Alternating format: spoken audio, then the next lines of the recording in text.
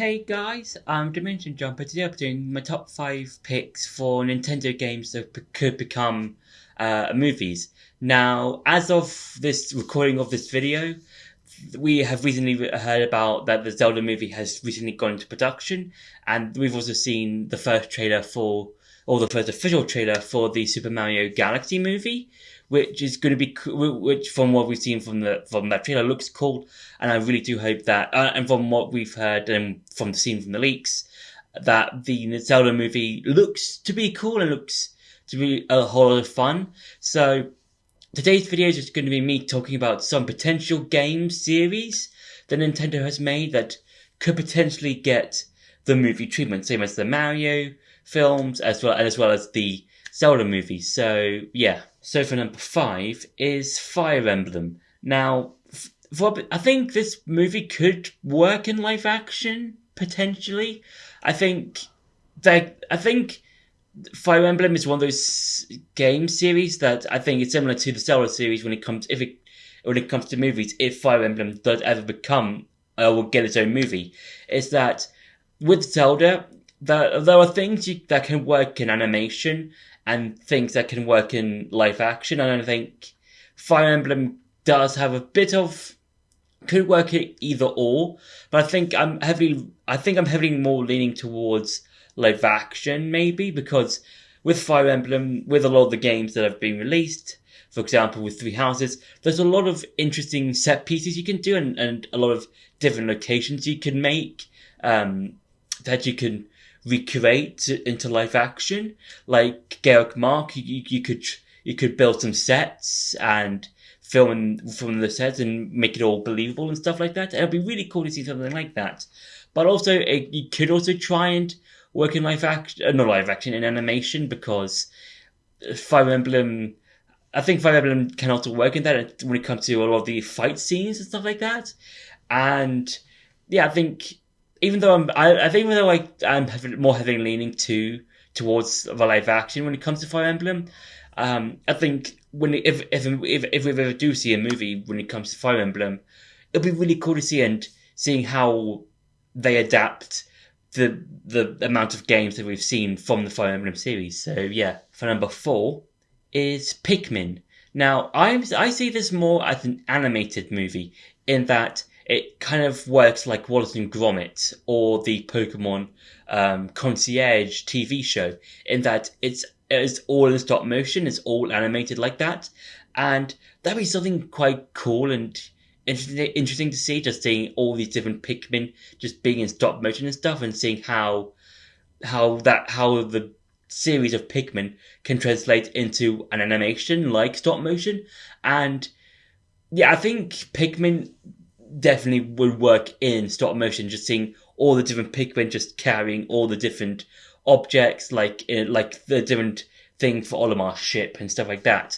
And yeah, I could see them making like a few movies out of this, just like a few movies of just Olimar and his crew just going around all the different areas where they can find Pikmin and stuff like that, and just having a lot of misadventures and stuff like that. So Pikmin would be very much an animated stop motion type of movie, in my opinion, and it'd be really cool to see something of how the series of Pikmin is translated into a movie as well as animation, stuff like that. So yeah, for number 3 is Animal Crossing.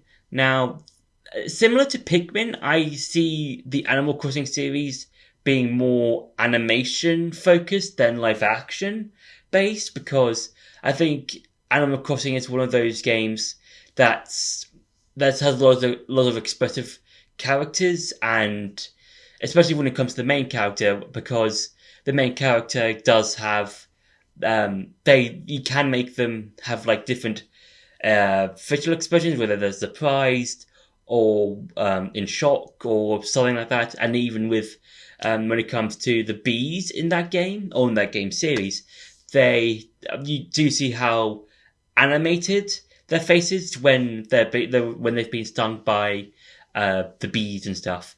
And I think it'll be really cool just to see how a game series like Animal Crossing is translated into a movie, because even though, yes, there isn't a plot of sense or much of a plot in the Animal Crossing games.